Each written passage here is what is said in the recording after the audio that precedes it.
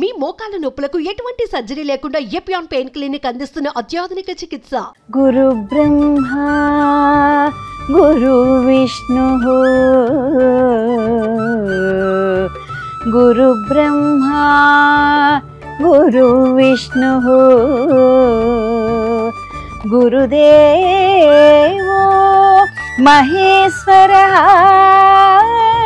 3 పౌర్ణమి నాడు 12 కిలోల చందనాన్ని మళ్ళీ స్వామికి సమర్పిస్తారు. అది సమర్పించడం మొత్తం సమర్పించిన తర్వాత ఒక పరిపూర్ణ ఆకారం అనేది ఆషాఢ పూర్ణిమ నాడు స్వామి యొక్క పరిపూర్ణ ఆకారాన్ని మనం చూస్తాం అన్నమాట. ఆది శంకర జగద్గురు ధర్మోద్ధారక గురుదేవో ఆది శంకర జగద్గురు పరమ దయాళో గురుదేవో భారతి తీర్థ జగద్గురు. అందరికీ నమస్కారం. నేను Swarupa Potlapalli. Welcome to Suman TV. ఆచార్య దేవో భవ అంటూ గురువును దేవుడితో సమానంగా గౌరవిస్తాము, పూజిస్తాము. ఆషాఢ పౌర్ణమిని గురు పౌర్ణమిగా జరుపుకుంటాం.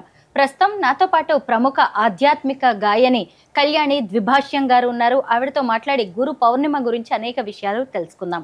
నమస్తే కళ్యాణి గారు. నమస్కారం అండి. ముందుగా మీ ఇంటర్వ్యూని ఒక మంచి శ్లోకంతో ప్రారంభిద్దాం.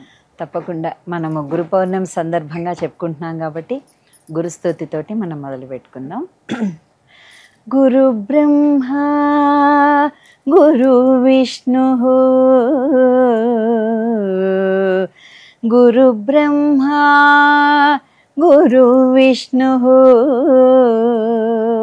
గురుదేవో మహేశ్వర గురు సాక్షాత్ పరబ్రహ్మ తస్మై శ్రీ గురవే నమః తస్మై శ్రీ గురవే నమః. ఈ సందర్భంగా ముందుగా నా తొలి గురువైన మా అమ్మగారికి మరియు నాకు చిన్నప్పటి నుంచి ఇప్పటిదాకా సంగీతం నేర్పిన గురువులందరికీ కూడా సుమన్ టీవీ తరఫున నా నమస్కారాలు తెలుపుకుంటున్నాను. కళ్యాణి గారు, గురు పౌర్ణమి విశిష్టత వివరించింది. గురు పౌర్ణమి మనందరికీ తెలుసు, వీరు కూడా చెప్పారు. ఆషాఢ పౌర్ణమి నాడు గురు పౌర్ణమిగా మనం జరుపుకుంటాం. ఆ రోజు వేదవ్యాసుడు జన్మించిన రోజు. ఆయనని ఎందుకు చెప్పుకుంటాము అంటే ఆయన నుంచే మనకి వేదాల విభజన జరిగింది. ఆ వేదాలన్నీ కూడా వేదవ్యాసుడు మనకు అందించారు. కాబట్టి ఆయన పుట్టినరోజు నాడు మనకి అందరికీ గురువు అంటే వేదవ్యాసుడుగానే మనం చెప్పుకుంటాము. ఆయన పుట్టినరోజు సందర్భంగా మనం గురు పౌర్ణమి జరుపుకుంటాం. గురు పౌర్ణమిని ఇంకా ఏరువాక పౌర్ణమి అని కూడా ఆ రోజు అంటే విశేషం. ఆషాఢ పౌర్ణమి నాడు గురు పౌర్ణమితో పాటు ఇంకా ఏరువాక పౌర్ణమి అని కొన్ని ఏరియాస్లో జరుపుకుంటారు. తర్వాత ఇంకా మన సింహాచలంలో చందనోత్సవం జరుగుతుంది కదా అక్షయ తృతీయ నాడు.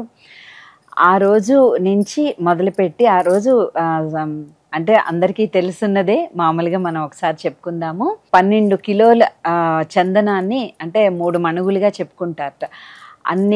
అంత చందనాన్ని ఆ రోజు అక్షయ తృతీయ నాడు స్వామివారికి నిజరూప దర్శనం అయిన తర్వాత మళ్ళీ చందనం పూస్తారు స్వామికి. ఆ తర్వాత 3 పౌర్ణమి అంటే ఆషాఢం, అక్షయ తృతీయ నుంచి ఇప్పటిదాకా మొదలుపెట్టి ఈ 3 మాసాల్లో జ్యేష్ఠ మాసం, ఆషాఢ మాసం, వైశాఖ మాసంలో అక్షయ తృతీయ జరుపుకుంటాం. సో వైశాఖం, జ్యేష్టం, ఆషాఢం ఈ 3 మాసాల్లో పౌర్ణమి నాడు 3 పౌర్ణమి నాడు 12 కిలోల చందనాన్ని మళ్ళీ స్వామికి సమర్పిస్తారు. అది సమర్పించడం మొత్తం సమర్పించిన తర్వాత ఒక పరిపూర్ణ ఆకారం అనేది ఆషాఢ పూర్ణిమ నాడు స్వామి యొక్క పరిపూర్ణ ఆకారాన్ని మనం చూస్తాం అన్నమాట. అంటే నిజరూప దర్శనం ఆ రోజు జరుగుతుంది. ఆషాఢ పూర్ణిమ గురు పౌర్ణమి నాడు ఇది స్వామి యొక్క పరిపూర్ణ ఆకారాన్ని మనం చూస్తాం, వరాహ లక్ష్మీ నరసింహస్వామిని. ఆ రోజు అందుకని గిరి ప్రదక్షిణ సింహాచలంలో కూడా ఈరోజు చేస్తారు గురు పౌర్ణమి నాడు. ఆ గురు అంటే మామూలుగా భూప్రదక్షిణం చేయడం అనేది అసలు చాలా చాలా ఒక తపస్సు అనమాట. గిరి ప్రదక్షిణ కానీ చాలా పవర్ఫుల్. చేయగలిగిన వాళ్ళు గిరి ప్రదక్షిణం చేస్తే చాలా మంచిది. ఈ రకంగా మనం గురు పౌర్ణమి మళ్ళీ మనకి ఎవరైతే చదువు చెప్పారో ఉపాధ్యాయులు ఉంటారో వాళ్ళందరినీ స్మరించుకునే రోజు. అంటే మన దైనందిక జీవితంలో మనం మర్చిపోతూ ఉంటాం కదా, గురు పౌర్ణమి నాడైనా మనందరికీ చదువు చెప్పిన గురువుల్ని కూడా మనం గుర్తుకు తెచ్చుకుని మనసులో అయినా వాళ్ళకి నమస్కరించుకోవాలి. గురు పౌర్ణమికి సంబంధించి ఒక పాట పాడండి. ఈ పాట నాకు తెలిసిన వాళ్ళు ఒకళ్ళు రాస్తే నేను ట్యూన్ చేశానండి దీన్ని. మనసానమామి గురుచరణం భవభయహరణం గురుచరణం, మనసానమామి గురుచరణం భవభయహరణం గురుచరణం, పరమ పవిత్రం గురుచరణం మోక్షదాయకం గురుచరణం, పరమ పవిత్రం గురుచరణం మోక్షదాయకం గురుచరణం, ధర్మోద్ధారక గురుదేవో ఆదిశంకరా జగద్గురు, ధర్మోద్ధారక గురుదేవో ఆదిశంకరా జగద్గురు, పరమ దయాళో గురుదేవో భారతి తీర్థా జగద్గురు, గురుర్బ్రహ్మా గురుర్విష్ణు గురుదేవో మహేశ్వరః, గురు సాక్షాత్ పరబ్రహ్మ తస్మై శ్రీ గురవే నమః, మనసా నమామి గురుచరణం భవభయహరణం గురుచరణం, భవభయహరణం గురుచరణం, భవభయహరణం గురుచరణం. ఎవరికైనా తొలి గురువు అమ్మే ఉంటుందండి. ఈవెన్ భగవంతుడికి కూడా గురువు ఉంటుంది. అవును. అయితే ఈ రోజుల్లో చూసినప్పుడు కుటుంబ సంబంధాలు అలాగే గురు శిష్యుల సంబంధాలన్నీ మారిపోతున్నాయి. ఎందుకు ఇలా జరుగుతుంది కళ్యాణి గారు? ముందుగా మనం, ఇది చాలా పెద్ద టాపిక్, కానీ విలువలతో కూడిన విద్య, విలువలతో కూడిన ఇంటి నుంచి విలువలతో కూడిన జీవితాన్ని తల్లి ప్రసాదించాలి మనకి.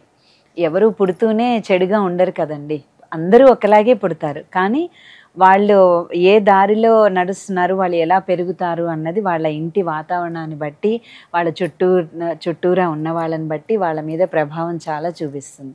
కాబట్టి తల్లి తొలి గురువుగా ఎంతో మంచిని చిన్నప్పటి నుంచి కూడా విలువలతో కూడిన మాటలు, మన పురాణాల్లో ఎన్నో కథలు ఉన్నాయి, నీతి కథలు.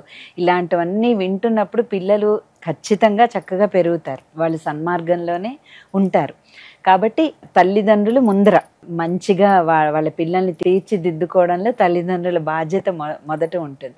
ఆ తర్వాత గురువులు కూడా, స్కూల్లో చేరినప్పటి నుంచి గురువులు కూడా మంచి, అంటే ఒక ఎలాంటి మర్మం లేకుండా హోల్ హార్టెడ్గా అంటాం కదా, అలా చక్కగా చెప్పగలిగే గురువులు ఉన్నప్పుడు తప్పకుండా బాగా తయారవుతారు. కొంతమందికి ఆ అవకాశం ఉంటుంది, కొంతమందికి అవకాశం ఉండదు. మనకి కొంత జ్ఞానం వచ్చిన తర్వాత మనం ఇతరులను కూడా చూసి నేర్చుకునే జ్ఞానం మనకు వస్తుంది. అలా కూడా పిల్లలు మంచి సన్మార్గంలో నడవడానికి ప్రయత్నించాలి. గురు పౌర్ణమిని ఎలా జరుపుకోవాలి? గురు పౌర్ణమి నాడు వ్యాస భగవానుని మనం పూజించుకోవాలి. మనకి తొలి గురువు అంటే వ్యాస భగవానుడే. నేను మీకు ఒకటి చెప్పాలి, నేను మన విలేజ్ అని, ఫస్ట్ మన భారతదేశంలో మొట్టమొదటి విలేజ్, కొంతమంది చివరి ఊరని కూడా చెప్తారు. ఆ ఊరి పేరే మన. అక్కడికి బద్రీనాథ్ దగ్గర ఉంది అది. నేను అక్కడికి వెళ్ళి ఆ వ్యాస వ్యాసుడు ఎక్కడైతే వినాయకుడికి భారతం చెప్తాడో ఆ ప్రదేశానికి నేను వెళ్ళడం జరిగింది. అక్కడ ఎంత సైలెంట్గా అంటే అసలు అలా కాసేపు కూర్చుని ధ్యానం చేసుకున్నాను అక్కడ నేను. అలా ఆ వ్యాస భగవానుడు యొక్క గుడి ఉంది అక్కడ, ఆయన ఉన్న ప్రదేశం అన్నమాట. తర్వాత గుజరాత్లో కూడా వ్యాసుడి గుడి ఉందండి. ఆ మందిరానికి గురు పౌర్ణమి నాడు చాలామంది వెళ్తారు. ఈ అవకాశం లేని వాళ్ళు మనసులో వాళ్ళ గురువుల్ని స్మరించుకుని, తల్లిదండ్రులు మొదటి గురువులు ఎవరికైనా కూడా వాళ్ళ తల్లిదండ్రుల యొక్క కాళ్ళకి నమస్కారం చేసి వాళ్ళ ఆశీర్వాదం తీసుకోవాలి. మనకు అవకాశం ఉంటే స్కూల్స్లో మన ఉపాధ్యాయులు మనకి చదువు నేర్పించే గురువుల ఆశీస్సులు కూడా మనం తీసుకోవాలి. తర్వాత వాళ్ళకి ఏదన్నా దక్షిణ పెట్టి మనకి శక్తి కొద్దీ ఎంతో కొంత దక్షిణ పెట్టి వాళ్ళకి తాంబూలము ఇస్తే మనకి మంచిది. అంటే విద్యార్థులకి చాలా మంచిది అనమాట. ఎవరైనా సరే, ఇప్పుడు నేనైనా ఆ రోజు నా గురువుల్ని తప్పకుండా నేను గుర్తుకు తెచ్చుకుంటాను, అవకాశం ఉంటే కలుస్తాను. అలా గురు పౌర్ణమి నాడు ఏంటంటే ఒక గురువుల్ని మనం స్మరించుకునే రోజు. కొంతమందికి ఆధ్యాత్మిక గురువులు ఉంటారు, అందరికన్నా ఆధ్యాత్మిక మనకి గురువు మాత్రం వేదవ్యాసుడే. ఆయన్నే మనం మొదటగా పూజించుకోవాలి. గురు పౌర్ణమికి సంబంధించి ఇంకేదైనా పాట పాడండి. తప్పకుండా. ఇది ఒకసారి కొంచెం చూసుకోవాలి నేను.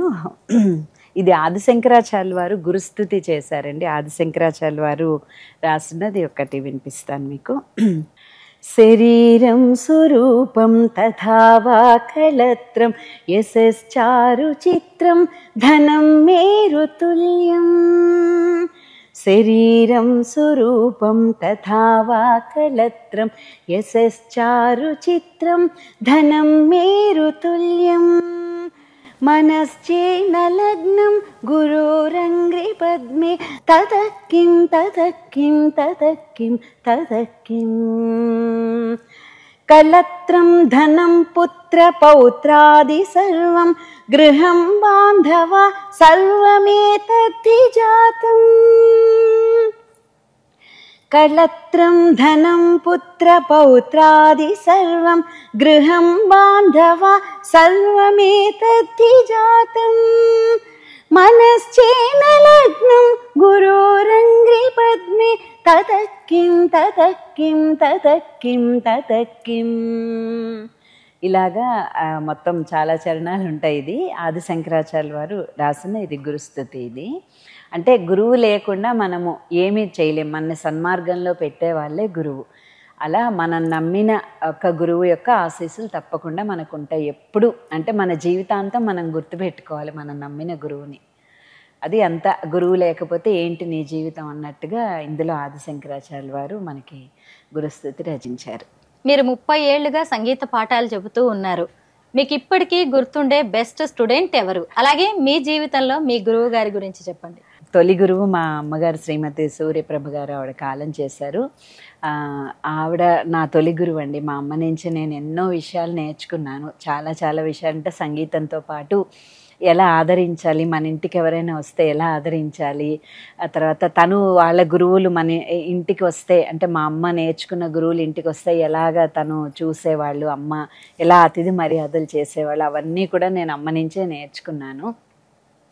తర్వాత నేను ఒంగోలులో ఎంఎస్ బాలసుబ్రహ్మణ్య శర్మ గారని ఆయన దగ్గరికి వెళ్ళి నేను సంగీతం నేర్చుకునేదాన్ని. బాపట్ల నుంచి ఒంగోలు ఎవ్రీ వీక్ వెళ్ళి నేర్చుకునేదాన్ని.